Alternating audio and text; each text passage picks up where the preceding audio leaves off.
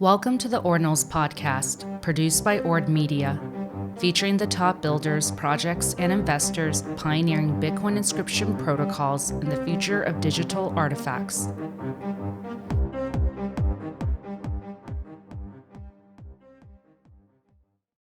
Mark, welcome to the Ordinals Podcast. Thanks for having me, Ragnar. So great to have you. I'm really excited about this one because you are a builder, a longtime builder in NFT space. You're also a skeptic. You're a smart guy. And so I think this will be a really interesting conversation from you with your experience, but also with your sharp mind and being able to distinguish what is good, bad, ugly, and everything in between when it comes to ordinals. So for those who don't know you, give us kind of the 1 to 2 minute summary of your background, especially relating to NFTs. Yeah, sure. I'd love to go into some details. So first and foremost, like many people in the space, I'm an engineer. So engineer developer.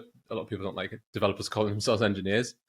So I've been writing code since I was a teenager, as most programmers have been, self-taught, college dropout, startup founder kind of background.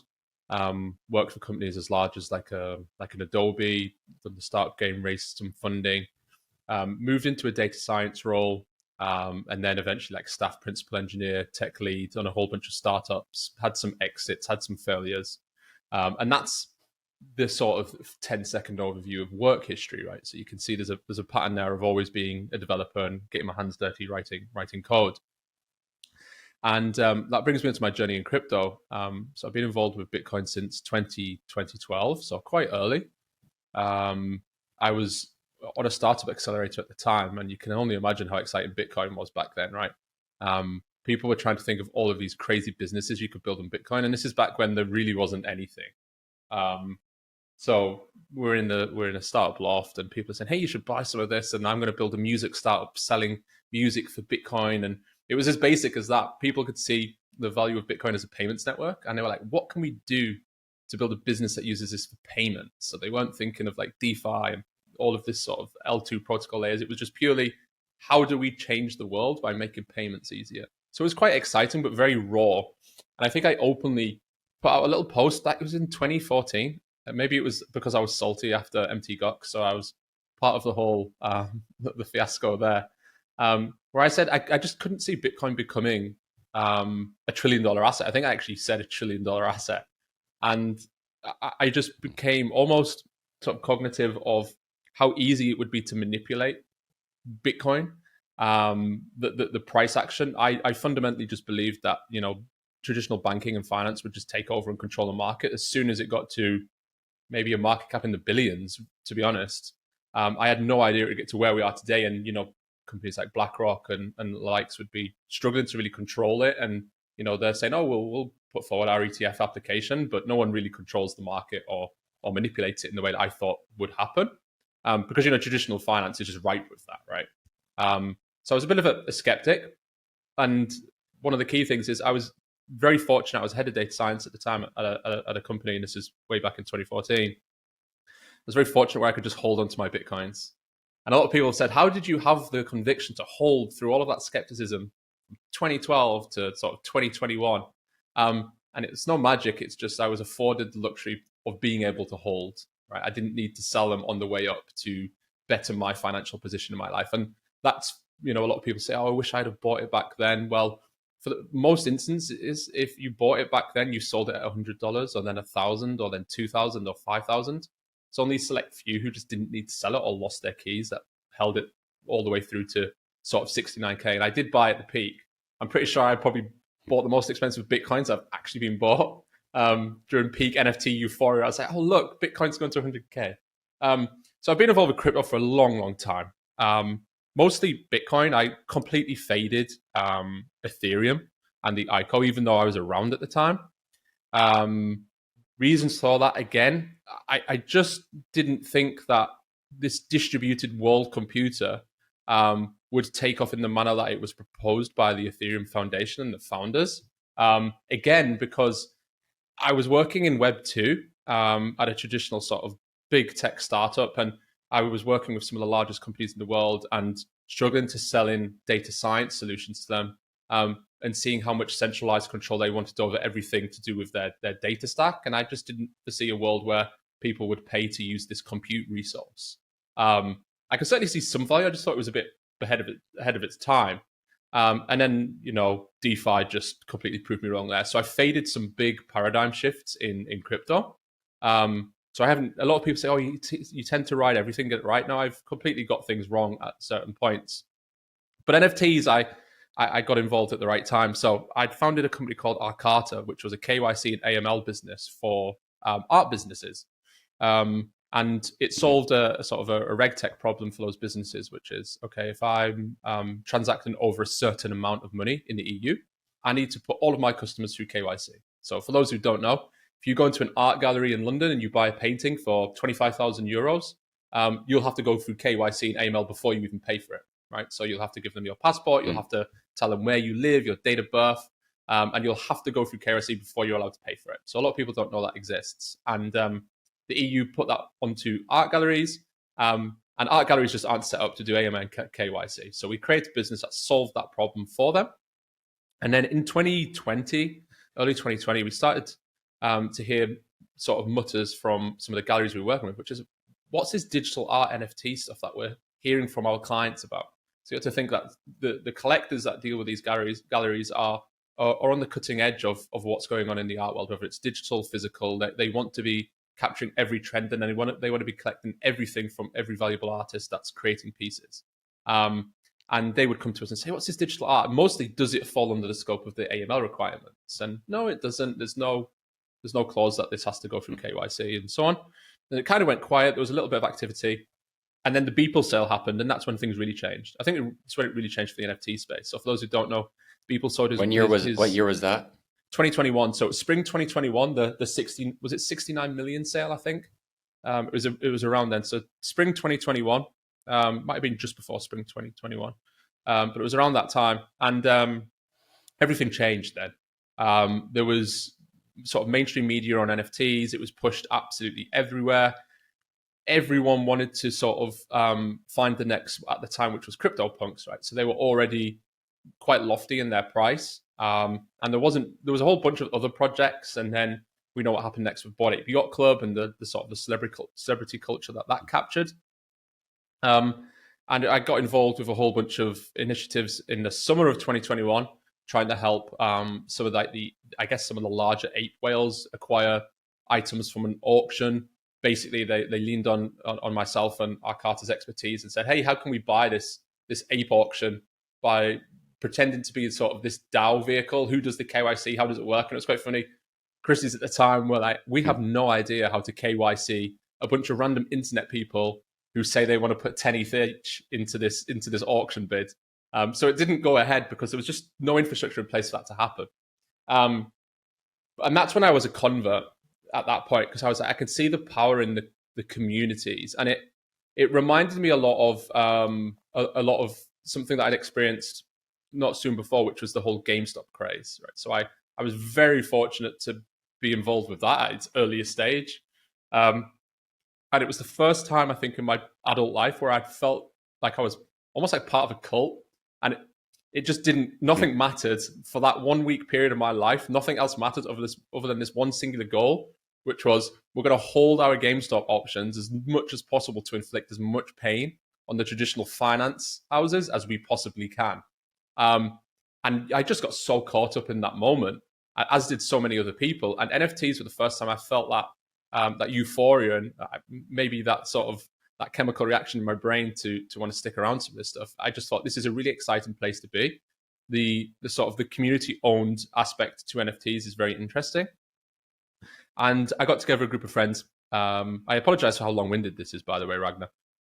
We got together a group of friends. No, but I'm glad you're filling in the backstory. I didn't know any of this. Yeah, I didn't know none of this. So keep going. Yeah, we got a group of friends together, all successful Web2 builders, and a great pixel artist who was proven, and said, let's build a project, right? So, and this is where it's probably going to get quite interesting. So we said, let's build a project and do it the right way. We don't need to enrich ourselves from this project. And we were like, well, what does it do? And we're like, well, let's just deliver some cool art on a chain where it's a little bit different. And we feel like we can push forward the innovations on that chain. So we launched our NFT project on Stacks in October 26th, 2021. And why Stacks? And this is going to tie nicely. Well, it was the only chain at the time where there was any real meaningful tie into Bitcoin. And the thing that caught my eye first and foremost was the clean UX and UI design language from Stacks. Obviously, as a developer, a lot of sort of L2 chains and L1.5s and even L1 chains, you go to the website, you're like, oh my God, docs are horrible. I don't get what this is trying to solve. But we went to the Stacks website and we're like, this just makes sense. There's clearly a very intelligent group of individuals building on this chain, because the way that they're presenting information, their vision, the protocol, the consensus, makes sense within half an hour of reading the documentation on the website. So at that point, we just decided, hey, let's launch it on Stacks. We didn't care for the lack of volume, any of the statistics around activity on the chain. We were just like, we're just going to build on Stacks. Like, if it doesn't mint out, then it doesn't mint out. But hey, we've had this really cool experiment. So we launched on Stacks. And when we launched our NFT project on Stacks, NFTs on Stacks were in their infancy. So there were a lot of firsts with Megapont. We worked with some really talented individuals in the ecosystem as well. So we can't take all the credit. Frigga is someone who helped us out in those early days, a really well-known developer in the ecosystem. And he was the individual who proposed to us, hey, why don't you become the first NFT project to have this non-custodial on-contract marketplace standard? So that's the reason that exists. So when Megapont launched on Stacks, at the time, we were the only project that was non-custodial. So what do I mean by this? Back then, if you wanted to sell your NFT, you had to send it to a custodial contract that would facilitate the buying and the selling and the bids and the asks. Think of what would happen with Ordinals if PSBTs weren't a thing, right? What you would have to do is you would have to send it to a custodial wallet where the marketplace would control that and it would facilitate people buying and selling it. Luckily, we have PSBTs. So we were the first project to do that, and we launched with our own marketplace on day one, and mostly a roadmap copied from loosely like the successful ETH project. So no secrets there. What did we do? Well, we looked at what everyone else was doing and said, let's just copy elements from these guys. That makes sense. So we did the whole derivative drop a few months later. That was free for holders. And we just put the community first and everything. From day one, we've always been keen to say that we don't build for the community, we build with the community. There's been times where we've sort of pushed the boundaries of that for sure. But for the most part, we are in the trenches with the community every single day in a way that you don't see it on many other projects. And a lot of people attribute that to Stacks now, which I think is great. Like the Stacks NFT projects have, for the most part, founders who are so active within the communities. And when you compare it to other chains where they're sort of evangelized a little bit more, you go to like a typical hyped ETH project and the founder pops in and says hello. It's like 100 reactions and people are amazed that they're there. But you go to like any Stacks project and they're just there, chatting away, having frank conversations with people back and forth. So that's one of the things that we valued about Stacks as well. We could see that in the Discord. So that's a nice 5-minute overview of a whole bunch of stuff. Engineer, always been involved with crypto, doing a whole bunch of things. And my closing statement to everyone is just seemingly always lucky. There's a continuous pattern of me hitting these things at the right time and being in the right place. Yeah, well, lucky is where you have opportunity meets hard work. So you've gotten lucky, but you've worked hard. You've slogged it through since Mount Gox days, excuse me. And so you're a veteran. So you've had your scars and you've held Bitcoin through that whole time, and that's not easy. And I really like what you talked about with community. So I want to hit on that because NFTs, ordinal inscriptions, largely are supposed to be about community. Because quite frankly, the art isn't exactly groundbreaking. Like if you could see in my office, the art that I have on my wall or my desktop saver, nothing is before like 1910. And so I really think the NFTs inscriptions are really about community more so than breakthrough art, although there is art there. So let me ask you about it. We'll jump ahead to inscriptions. A lot to talk about. But first, do you see any ordinal inscription collections that have captured or created a community? That's a tough question. We're obviously disregarded from this conversation, as are projects like DGods. I think because we already have a community, right? So we haven't created a community. We've just brought some additional wallets into the community. the best example of it is probably Bitcoin frogs. So we were around during the Bitcoin frogs midnight. They had that era where they inscribed some frogs without clothes or something, and it was quite funny at the time. And then they airdropped people the correct NFTs. And I said in the Megapont Discord, when the team decided to do that, they won our respect, and it was clear that they were thinking like us, which is let's build for the community first, because they made a mistake and they fixed it on their own back. It was a free mint, and then they decided to reinscribe, correct frogs for everyone in their community at no cost, right? So they clearly put a whole bunch of money down, their own money and capital into the project, without asking for anything in return from people. So they were the first project that demonstrated that, which is we're going to give and not ask. And they're probably the largest community, I think, on Ordinals, really. I mean, you have smaller projects, smaller communities, but 10K, they're probably the biggest original Ordinal community. And I think you see that when you pop into their Discord, there's more Bitcoin native individuals in there who are Ordinal curious, whereas in somewhere like a Megapont through Megapunks, it's more so just NFT curious people who are still sticking around for Ordinals. So there's a very different community in those two projects. So what kind of community is that? I mean, frogs. So be an outsider for a second.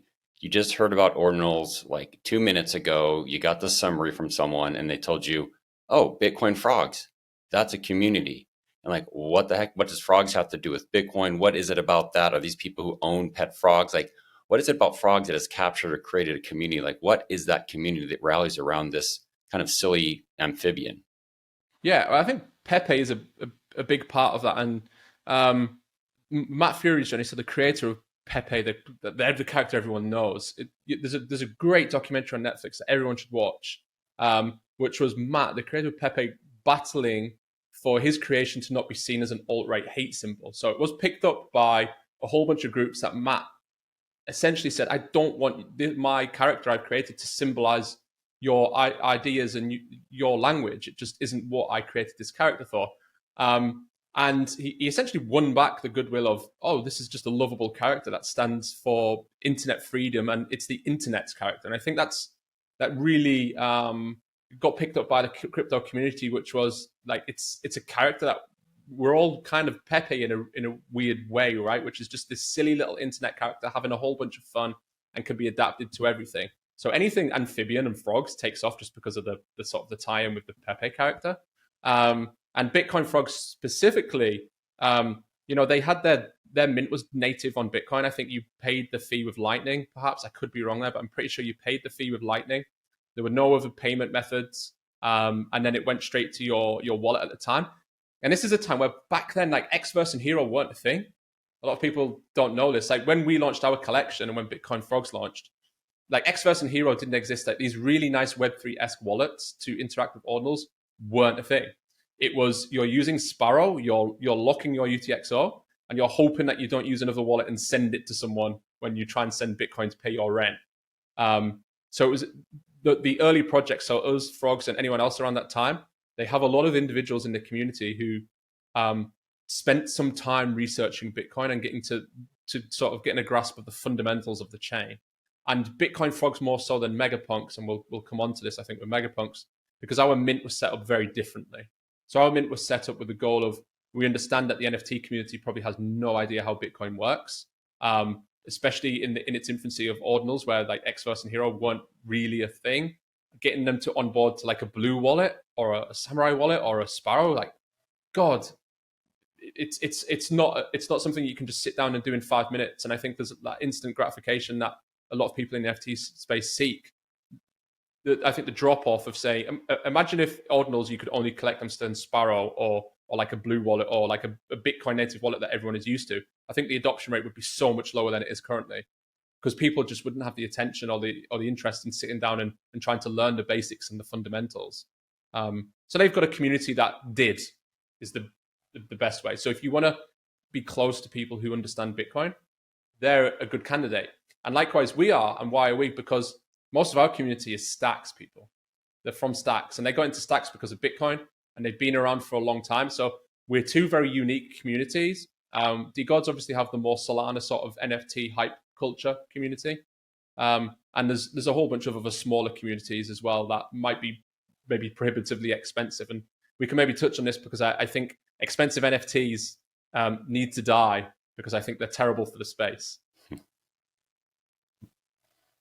I like that.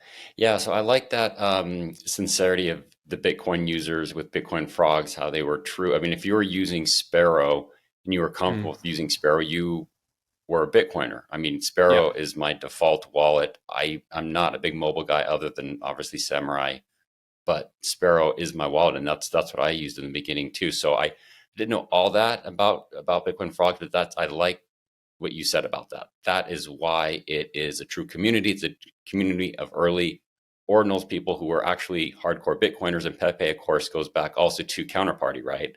I remember when Counterparty launched, I'm sure you did as well, and it was all Pepe stuff. And it was all sort of anti-authoritarian, but funny as well. And I really liked, that part of Bitcoin that was fun back with Counterparty was kind of the jokes and the funny art. And I'm glad to see that coming back with Ordinals. I think so. Counterparty is great. I've got some fantastic pieces on Counterparty. I really loved the early mashups of, hey, let's take public domain images or CCO to the newer crypto generation and put something really fun and Bitcoin native on that traditional artwork. I think those sort of crossovers are fantastic and really fun. And I've got a whole bunch of Counterparty NFTs. And someone said to me, that might be worth something. I said, I just don't care. I collected them because they're cool.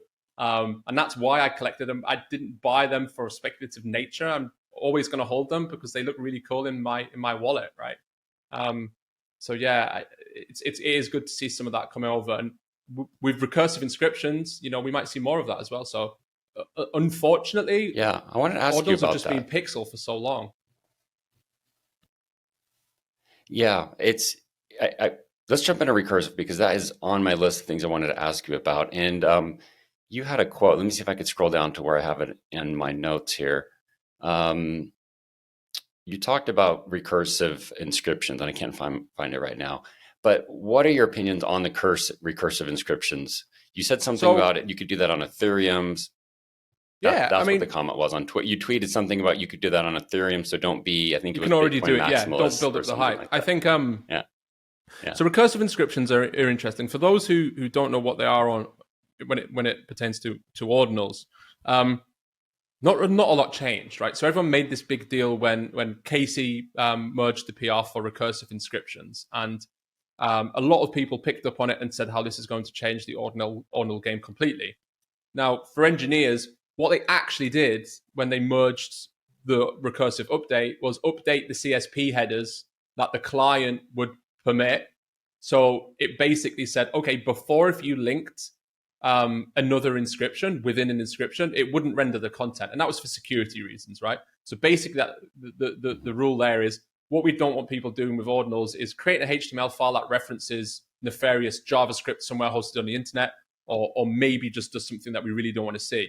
So the CSP basically said at the client level, not even at the Ord protocol level, we won't permit links, and the recursive update said we'll now permit links to other Ordinals.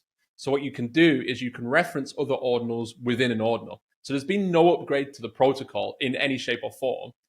All that simply happened is saying, okay, you can now link another Ordinal within an Ordinal. So that opened the door for HTML inscriptions, which could link other assets, and it could layer JPEGs, and it's why you're seeing some cool stuff with some collections. But there wasn't a protocol upgrade in any shape or form. And when I said that you could do this on a chain, that's why. And when I explain this to people, I say, so what, there's been no upgrade? Well, no, and this is why it lagged on Gamma or Magic Eden and over these marketplaces, because the client who's showing you your Ordinal could have whatever CSP headers they want. So what are we saying now? That Ordinal theory dictates what clients should do as well? So I think we get into a slippery slope if we try to say that Ordinal theory dictates the CSP headers and what should render. Like, what if someone merges in and says, okay, you can't render these inscriptions for whatever reason? Are we going to start adhering to those client rules? So maybe Casey decides that he doesn't like 100 inscriptions that he's seen because they, defame his character or something.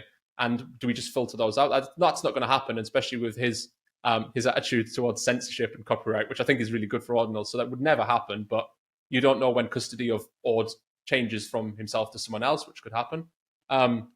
So there wasn't really any innovation at all with recursive inscriptions. And I think the tendency, this isn't unique to Ordinals, it's almost universal across all chains when it pertains to NFTs. There are a lot of people who will jump on top of everything, no matter how minute, in an attempt to sell you whatever they're building and further enhance the image of it and call it innovative. And we have a very pragmatic view on this, which is, and maybe pricing comes down to this as well. But if you explain it to someone in Web 2 who is somewhat intelligent and is crypto curious, and it sounds like nonsense to them, then it probably is nonsense in some way. And if you told someone, a Web 2 engineer, that we've updated CSP headers on a client and everyone thinks that this is some revelation and is really innovative, they would laugh at you and think you were crazy. But we've got 500 threads on Twitter telling us why that this is the most amazing thing that's ever happened, when it's just changing some client-based headers. Do you want to name names and name people and it's projects? Almost everyone. That's the thing. It's almost everyone. It's not unique. It's almost everyone in the Ordinals ecosystem. And I don't call it bag bias because there's some very intelligent people there who know exactly what this is. Yeah. Maybe, and to preface, maybe there are people who genuinely don't know that this is just CSP headers being updated. Well, you said you had. Go ahead. Go on, Ragnar. Oh yeah, no, you had this tweet I want to read. It was really funny. You said the current state of Ordinals, grifters, gatekeepers. Or no, sorry, that was my comments. Your tweet was. I'm going to start over again. I'm going to mark this 1 second. Okay, I want to ask you about this tweet that you said. It was really funny. You said space is entirely rotten right now. This shall pass. Heads down and keep building. Take notes of the grifters and those gatekeeping. Mm-hmm. Yeah. So can you fill in what you meant by that? Because I really appreciated that honesty. Yeah, I think gatekeeping is something that really irks the team at Megapont. And a lot of people have said that we've been around since 2021, building an NFT project.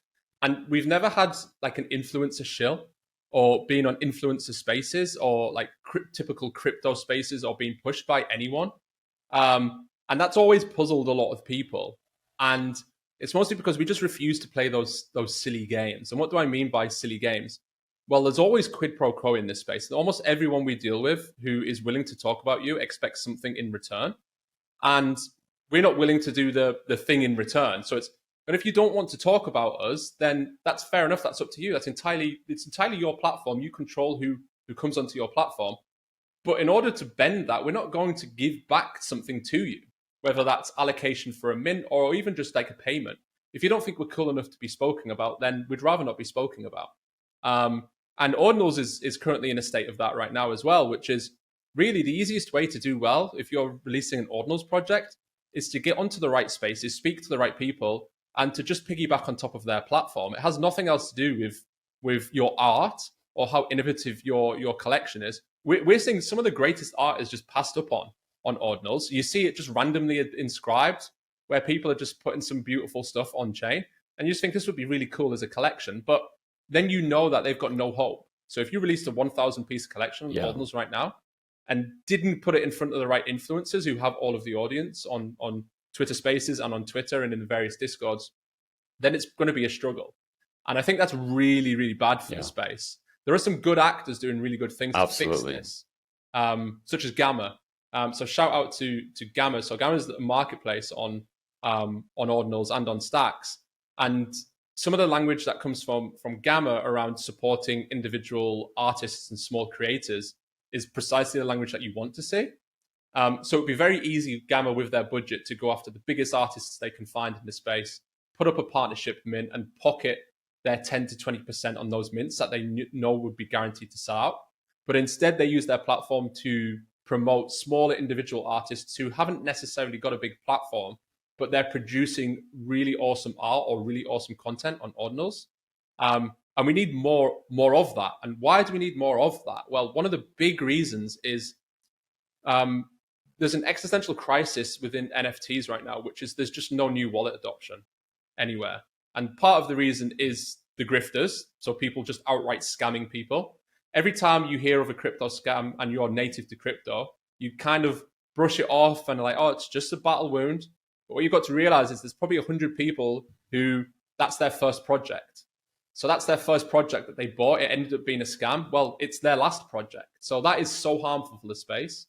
And the gatekeeping, if there's a hyped mint and it's gatekeeped and it's sent to the allocation of all of the other projects that have said, oh, well, we've got allow list or we've got access to this mint and no one else does, then there's no onboarding of new wallets to the space. It's just the same capital, the same people. And pricing as well. Like mints are too expensive. They're prohibitively expensive. One of the things that we've always done at Megapont is every time we ask someone for money, because that's what you're doing as a project, you're asking someone for money and you're asking for revenue. You can call it like a fundraise or like a community raise or whatever, but you're raising revenue from your community. Every time you do that, you should feel good about the amount you're asking from someone and truly believe that you're delivering value that equates to that exchange of goods. So if someone's giving us $50, you best believe that we actually think we're delivering some value. Now, there might be a disagreement in that between some members of the community and the project, but broadly speaking, it's something that we hold as like a core value because we want to sleep well at night. So if we had a $2,000 mint, for example, or 2 ETH in the sake of a popular ETH project that's just had a mint, I'm not sure I would be able to sleep well knowing I just asked $3,600 of someone within my community to give them essentially a JPEG with promises that this Kickstarter may or may not deliver something of value down the line. It would just put me in a really bad position. I wouldn't feel great about myself or the project. And it also prices out so many people. So I want to tell a little story about a holder in Megapont. So back when Megapont minted in October 2021, Stacks was a chain that didn't have much interest. It kind of peaked from 0.4 cents a coin to $2 during our mint. And it had a whole bunch of people who bought Stacks hoping it would be the next Solana or the next coin to 100x. And then they bought our NFT hoping it would be the next Bored Ape Yacht Club or CryptoPunk. And we weren't quite, but our mint was $80. And at its peak, it went up to like $5,000, the price of one of our NFTs. And there's been a few one-of-one sales that were really significant. So I got a message from one individual who sold his one-of-one, and I think he sold it for around $39,000. So this was in sort of spring 2022. And he apologized for selling his one-of-one, but said it was able to buy his family a home in India. And I just thought that this guy has bought an $80 NFT. He's essentially won the lottery, and he's sold it and been able to buy a home in India. And if we're real with ourselves, there's no way that same individual would have bought our NFT back in October if it was $4,000. Now, should they be speculating if they're not in a financially secure position? Now, that's a different question to answer. But people will, especially back then. It was the lottery effect of minting an NFT that went up 100x was massive. And you're taking away that opportunity for new wallets to come in and have a whole bunch of fun as well. And is it worth it? Long run, probably not. So is it going to be worth it if we just keep recycling NFTs and capital and liquidity between the 50,000 wallets that are in the space? No, I don't think so. We need to onboard new people, and to onboard new people, we need affordable mints. So they need to be within the disposable income range of what is atypical for someone wanting an entertainment experience. So if you think your NFT can compete with the price of going to watch Avatar or something, hey, then price it at $30. If you think it's like a football ticket, then it's $100 to $200 of value. But you should always try and underpin it to like some tangible delivery of value in the real world, because then you'll feel really good about minting your NFT project out. So then to summarize, Mark McKenzie's view of Ordinals inscriptions right now is that things are too expensive. There's too many gatekeepers. There's too many sort of insider, however you want to call it, influencer driven, gatekeeping, copycat, poor art, money recycling is how we'll put it, of the same people. And so this is a very critical view, Mark, of inscriptions. And I have to kind of mostly agree with it. I love the tech, and I love a lot of these projects that like you said, they're great art. Actually, they're really cool, but they just don't get the traction because they don't know the right people. They didn't pay or incentivize the right people or the right organizations. So what are the bright spots for you, Mark, that you're seeing in terms of Ordinals since the day they launched? Call it December. We'll say it's December last year. But what are your bright spots? Or do you not see any? No, I definitely do see bright spots. So we picked up on Ordinals, as many people in the Stacks community did. We picked up on Ordinals. It must have been under 100 inscriptions at the time, I think. So like really early, and it was in our Discord, and everyone was talking about this. And we picked it up, and we made an early judgment call as a team to not inscribe our 2,500 original NFTs on Stacks onto Bitcoin. I think in hindsight, from a financial perspective, it was probably a really silly thing to fade. But why didn't we do this? We thought, well, it's really cool, but there's all kinds of like ownership. Like, who owns those? If we'd have inscribed them, who the hell owns those? Do we own them? Do the people who own the original NFTs own them? How do we give those to those people? It just felt like a really opportunistic move that made no sense to us to do that.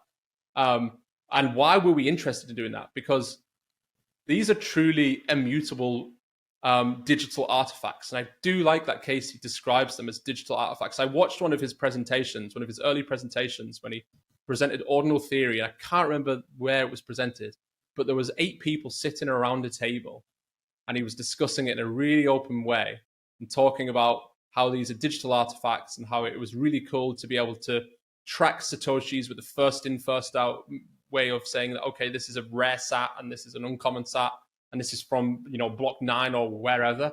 And it was a really passionate talk by Casey. I just thought this is a really thought out protocol and a way of essentially, tracking the movement of individual Satoshis. And it is truly a way to put your artwork forever on Bitcoin. And I don't think it's easy to disregard just how interesting that is. So the earliest tweet, one of the earliest tweets I put out about this is like, maybe if it wasn't so expensive and so restrictive in its file size, like this just replaces IPFS as it, maybe the cost of it is part of the security, where if you want to store something forever and point to it, this is the best way to do it. Like ultimately, right now, I can't think of a better way to do it at all that exists. For the cost of $3, you could probably inscribe your will and testament, and your family can't rug that, your legal team can't rug that. It's there. It'll be signed by your private key, and it'll be up for everyone to see forever on the blockchain. And I think I'm mega bullish on Bitcoin and have been for the last maybe 4 years. Mostly seen just the disintegration of access to banking and how restrictive the financial sector is to many folks. And I do see a world where Bitcoin is, the de facto global currency that is used across the world for essentially payments. The single best proven use case we have for crypto right now is still payments. If you want to transfer $100,000 across the world, crypto is by far the best, most cost-effective way to do that. Good luck doing that in traditional finance, quite frankly. If you don't have a history of similar large payments, you'll just be told you are not doing this. And a lot of people can't wrap their head around that. If you put $100,000 in a bank account and try to send me it, and you've got no history of doing that, your bank will just stop you doing that. And it might take 6 months to go through the process of actually doing that. So I'm super bullish on Bitcoin long term. And the digital artifact layer that we currently have is in its infancy. And maybe this is biased of me, I think we're slowly moving into a world where what people are realizing is, hey, what we actually need is almost a decentralized indexer that can read Bitcoin state and has a rewards incentive for me to be participating in this network. And the reason that we need that is because at the moment, everyone uses centralized indexers. And I think all roads probably just lead back to Stacks eventually, or something like Stacks, right? Which is, hey, I want to manage my ordinals and I want to distribute them and I want to have pseudo smart contracts. And I want to do that with some security mechanism in place where there's a reward structure. And I know that I'm going to pay for use of this, but I'm willing to pay for use of this network. So we're not quite there yet with ordinals. We're at its infancy. As we start to see, and there's a whole bunch of people working on some really fancy sort of ZK roll-up-y based architecture for decentralized indexers. So as we start to see the index layer improve, and I guess some of the smart minds really come together and think about how we can innovate there and have some decentralized indexes that are, I guess, are not prone to abuse, then I think we'll start to see some rapid acceleration of technological advancements in the space, quite frankly, because we've got the best data layer we could ever have asked for right now, which is we can store things on Bitcoin for hundreds of years for essentially minimal cost. Running, I don't want to know how much it would cost you to store a file in S3 for 100 years, but it's probably on par with what it costs with Bitcoin right now. Yeah, I'm on the same page with you in terms of why you're optimistic about it, and that's data storage that's inexpensive relatively and immutable. I think that's absolutely amazing. I mean, Bitcoin is the time chain. Bitcoin is the settlement layer. It's a settlement layer for data and for time, of course. So that is being proved out with ordinal inscriptions. I think there's lots of bright minds. I think hopefully we head towards more decentralization. I think there is enough hardcore Bitcoin people in ordinals that are trying to keep it in that spirit of decentralization. You know, Casey is he's controversial, but you know, I've known him for a while, and he's a Bitcoiner through and through. Yeah, absolutely. He's against, you know, censorship, and I some people don't like the things that he's criticized, but I think he's made some pretty fair statements about that. But it's still centralized around him and. Yeah, I love his takes on copyright. When I hear about copyright and NFTs, it's like, wait, did you use the word copyright and Bitcoin in the same sentence? Because the control collection minted today, it was quite funny. So for those who don't know, I was going to ask you about that. The control. What do you think about it? Yeah, I think it's really cool. It's too expensive. It's too expensive, but it's really cool art. I think Jameson is a Bitcoiner through and through as well. It's clear to see that. I do like the art. You know, there's some story there. I don't think the price is set from a point of profiteering. I just don't think they're that group of people. But it would be really cool if it was a little bit cheaper and more affordable for people. But it's right now, it's probably the standout collection on Ordinals in my mind. It's unique. It's an art style. So for those who don't know, it's like a take on like this, like note culture. There's probably a name for that art where they graffiti banknotes and they put some unique art in there. But to go back to the story, somebody complained that I think the Queen's head was in a shopping trolley on one of the pieces or something. Like the Great British Queen, her face was in a shopping trolley cut up from the banknote. And someone tweeted, was like, you can't do this to the Queen's face. And I just laughed. I was like, well, maybe the royal family need to get in touch with the Bitcoin CEO and ask them to not do that, right? It doesn't matter what you think you can and can't do. If someone throws it up there, then it's up there. That's the whole point of this. It's permanent. It's immutable. It's up there. You can censor it if someone does really nefarious things, and we can decide that we actually don't want to see this. It would be interesting to see what happens when that first happens, where we just have, and it will happen at one point. We will have to censor some inscriptions, I would imagine. But that would already happen anyway. I know, right? Many have been. Yeah, you can already. Many have been. Before inscriptions, you could throw up data in Bitcoin, right? Like Casey hasn't proposed like a new data storage layer on Bitcoin here. That's not what he proposed. So forever you've been able to shove some text or shove some data or bytes encoded into images or whatever. So it's not a new problem to solve. Of how you filter people doing really silly, stupid things with a distributed data store. And this is, again, it's not unique to Bitcoin. You could do this on Ethereum. You could put really horrible things up on Ethereum if you wanted to on chain. His takes on copyright really, really tickle me, because it's just, it's just Web 2 stupid system. Like, we don't need this nonsense. And he's absolutely right in many ways. And he's good for the space, I think. It's good to have a character like Casey at the head of Ordinals.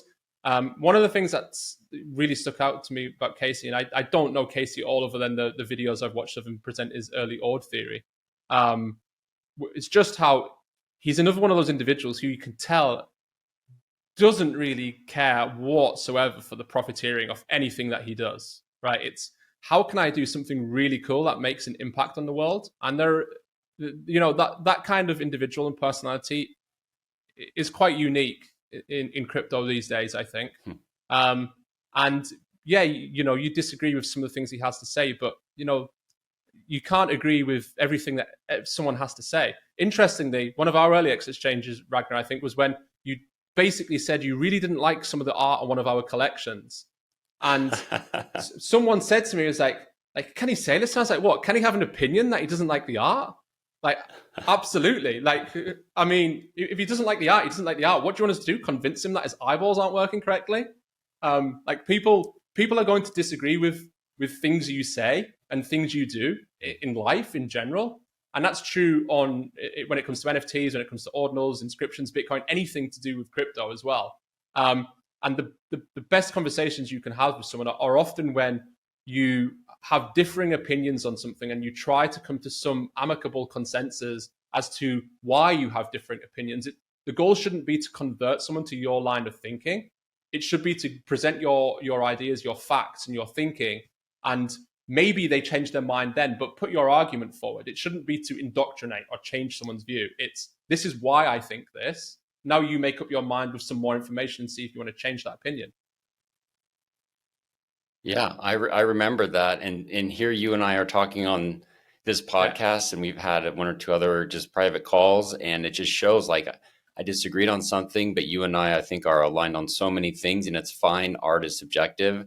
And I love what you guys do and the ethics by which you guys do things. So I admire the projects, all the things you guys have done. It's just, it wasn't my flavor, and that's okay. Yeah. And Casey has said controversial things, and I'm not best friends with Casey, but I talked to him over a year ago. I was pitching him Trajan over a year ago to be my developer. Obviously, he didn't take me up on my offer, but yeah, he messaged me in December and said, "Hey, Ragnar, like Ordinals is kind of."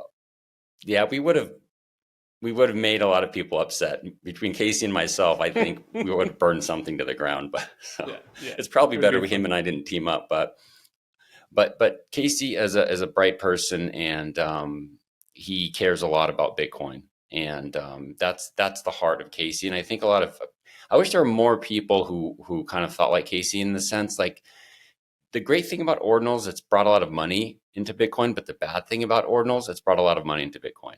Right. It's like this double-edged sword where it's brought a lot of talent, a lot of energy, a lot of innovation, but then it's brought this whole other element that it's kind of hard to stomach and wade through that to get to the good stuff, the good people, the good projects. And that's my daily life in Ordinals right now, is just sifting through the garbage and finding the gems and the good art and the good artists and the good entrepreneurs. And there's a lot of them, fortunately.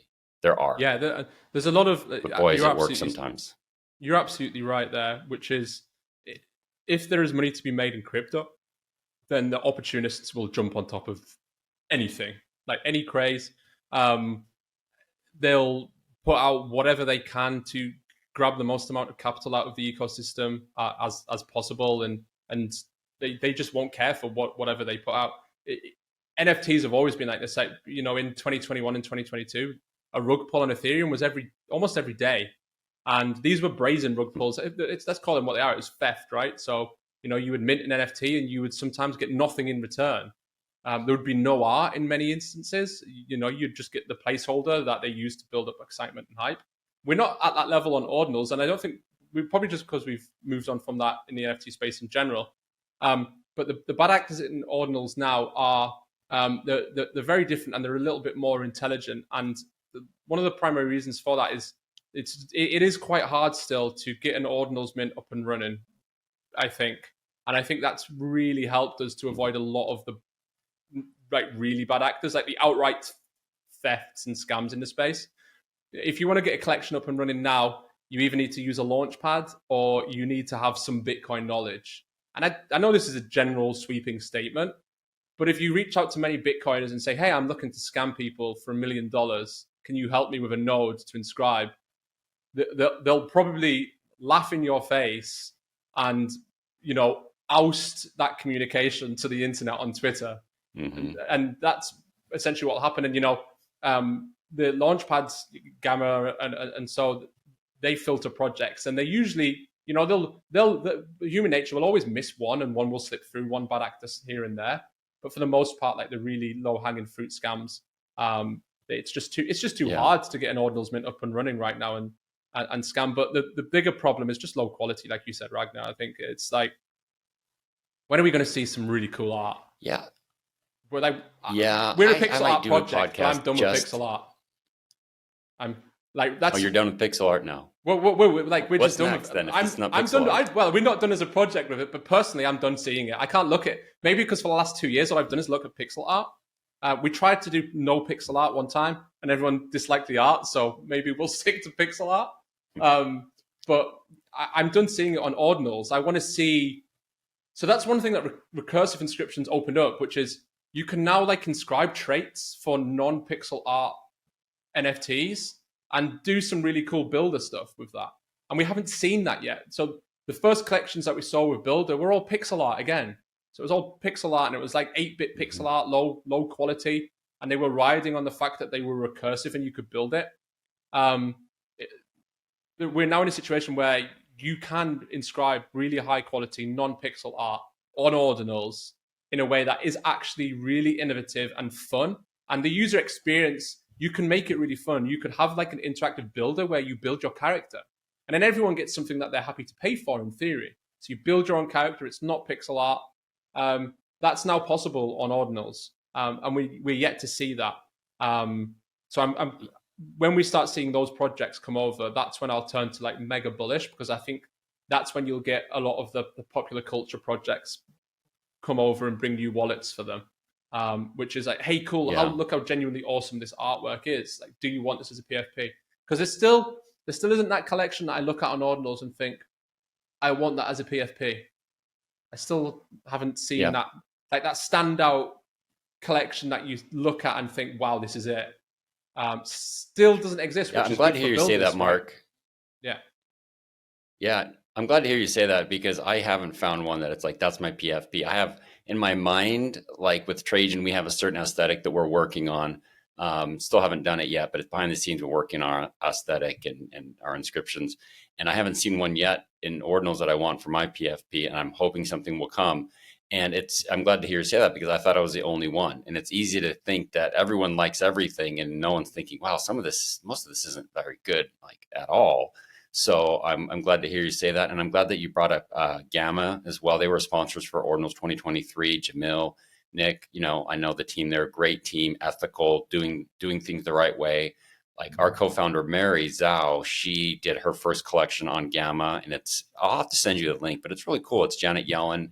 It's the Buy Bitcoin Janet Yellen meme. She did, I think it's eight or 10. Really cool. That'd be the only exception I think that I like.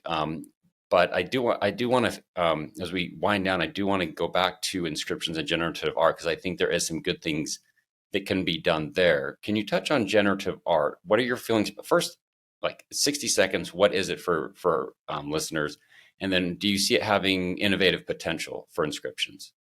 Combined with recursive inscriptions? Yeah, there are two different types of generative art that loosely get coupled right now. And I think art by code is one type, which is you use really popular JavaScript libraries to generate art. You'll have like a seed and an algorithm, essentially. So these are things like squiggles and fidenzas that you see on Ethereum, like those really well-known art collections. And they're an algorithm that produce artwork. So you're seeing a lot of this on Ordinals, which I think is fantastic. And that's really exciting. But again, there's no standout collection. There's no the squiggles or the fidenza on Ordinals right now. When we see that collection, that'll probably be the collection that does the best long term, I think, of any collection ever. So the first like really beautiful generative by code and algorithm artwork on Ordinals using one of the libraries inscribed by the OCM folks. I think that will be the most valuable collection that will probably ever exist on Ordinals. And again, that's up for grabs for someone. And then you have the PFP generative stuff, which essentially is the process of layering JPEGs on top of one another with a predefined rule set. So, you have your background, and then you might have your body, and then your head, and then a hat and glasses, and so on and so forth. And what recursive inscriptions enabled is, like I said earlier on, is to say, okay, if this is a HTML file, and I have a background trait, and I have a head trait and a glasses trait, then I can layer them on top of each other in this HTML file and not have to adhere to one, the the size restriction on Bitcoin blockchain. It doesn't have to be less than 4 megabytes. And also it can be affordable. So I still think like a 100 KB inscription is costing you around $1,000 to inscribe. So times that by 10K, it's a prohibitively expensive mint. Whereas to inscribe a 1 KB JavaScript file, it's $2 thereabouts. So what this means is the creator of the project inscribes the traits. And when you mint an NFT, instead of minting a PNG or a JPEG, you're actually minting a HTML file that in real time will build the generative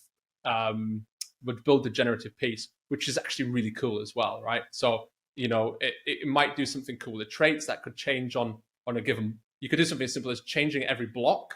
So the HTML could just change every block, and it could decide that it wants to, render a different color helmet or something along those lines. So that's what recursive opens up for that. And it also opens up the generative code, because what you can do is you can reference the JavaScript libraries within an inscription to see them with an algorithm. Perfect. Yeah, I see there's a lot of potential there.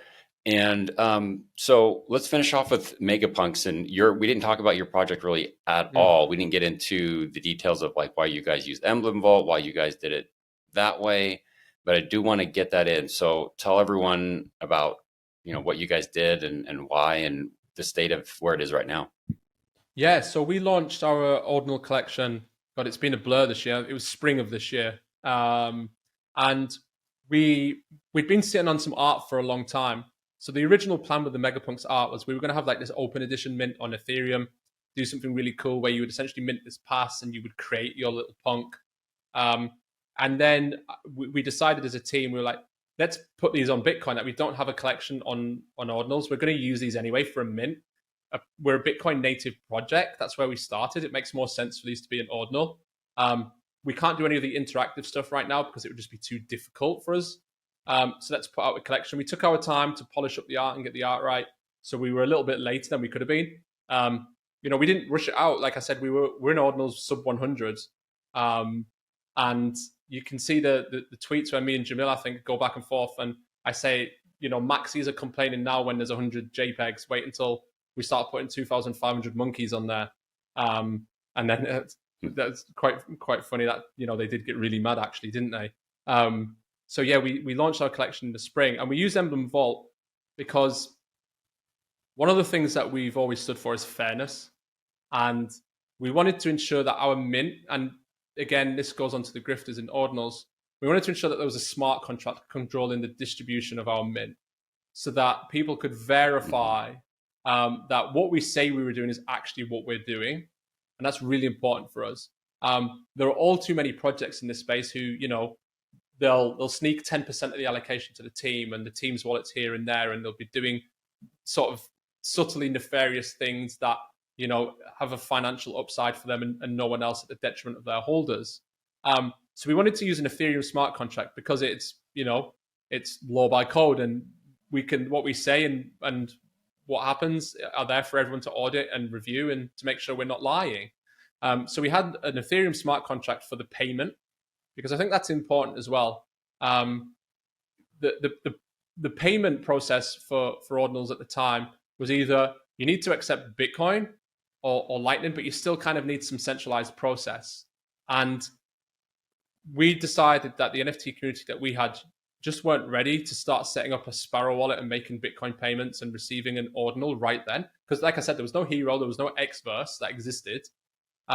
So they wouldn't have been able to use a real Web3 wallet. So we had our mint on Ethereum, and you minted this token, which was what we called a POP, so a proof of purchase. Essentially is a glorified receipt. So you minted a receipt that says, okay, I now own this Ordinal. And this is my right to prove that this Ordinal is mine. And then we while we were minting, we inscribed all of the art. So, and that's important to us because we were very confident in the art, and we wanted people to be able to see it.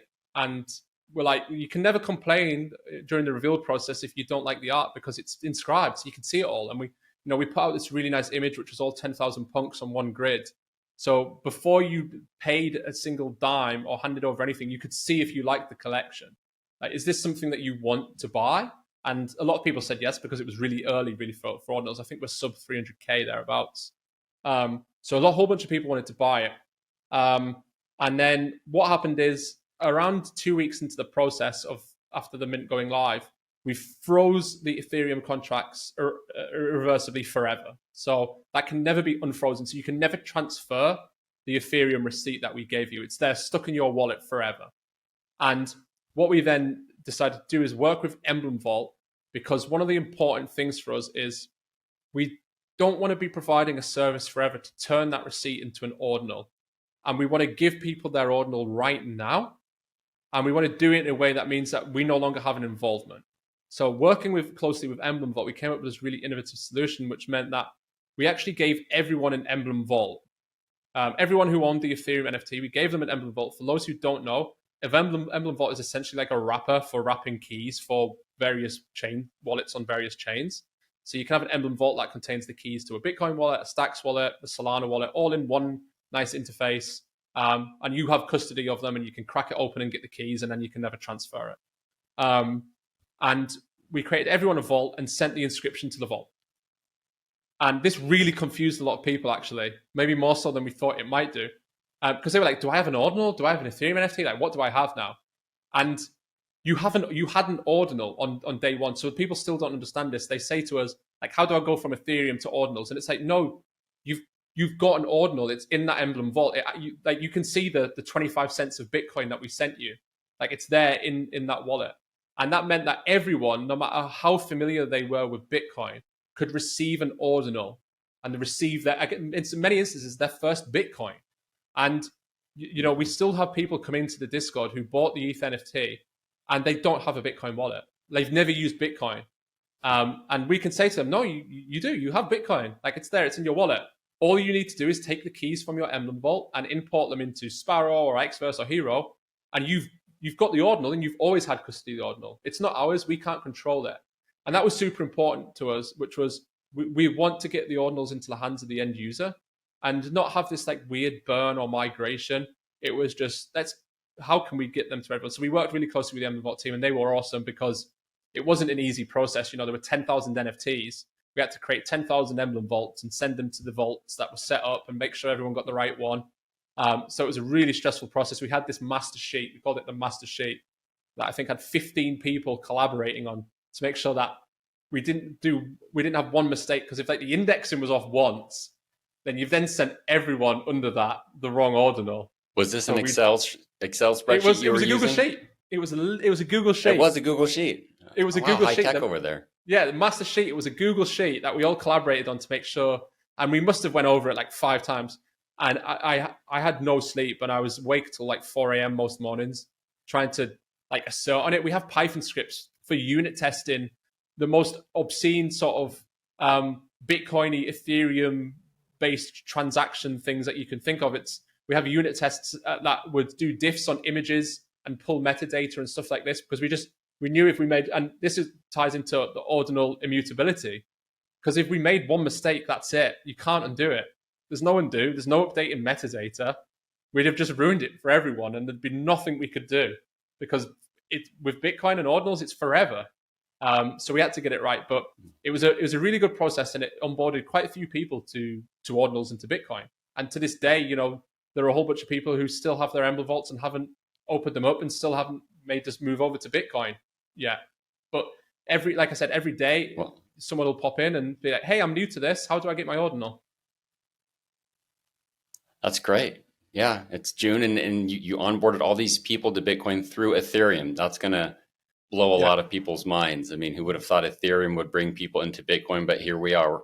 And I remember when Ethereum launched in Miami, right? When Vitalik stood up and gave his presentation, and I remember I was like in the 3rd row, and he was wearing a black T-shirt, and they launched Ethereum, and I'm just like, this Ethereum world computer is dumb. But here we are. Thank you, Ethereum. Right? That was great I think that was my line. Yeah, world computer. It's never going to work. Stick to Bitcoin, and never going to work. We all collectively faded. Probably one of the most profitable ICOs of all time, because we thought Bitcoin would solve that problem.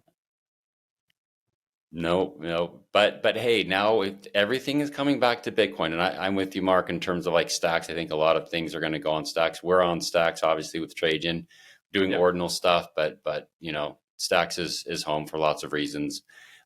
So where can people find you and then Megapunks? What's the best place? Twitter and what's kind of the main websites for you?